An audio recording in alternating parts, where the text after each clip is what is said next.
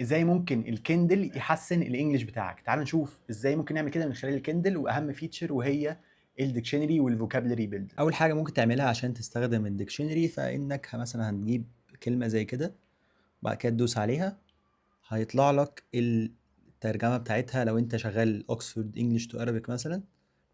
طيب مثلا لو انت عايز تعمل انجلش، هتلاقي برضو مطلع لك كل حاجه عنها وحاططها لك في جمله.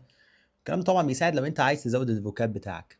طيب دلوقتي مثلا ممكن لو دوسنا هنا وبعدين دوسنا على 3 نقط دول، هنلاقي الفوكابلري بيلدر. تقدر تخش عليه، هتلاقي كل الكلمات اللي انت عملت عليها سيرش قبل كده، فتقدر ان انت ترجع لهم مع الوقت، تخش على كل واحدة تفتكر المعنى بتاعها تاني، وبعد كده مثلا لو انت حفظتها فتدوس على ماسترد وخلاص ان انت الكلمة دي معاك.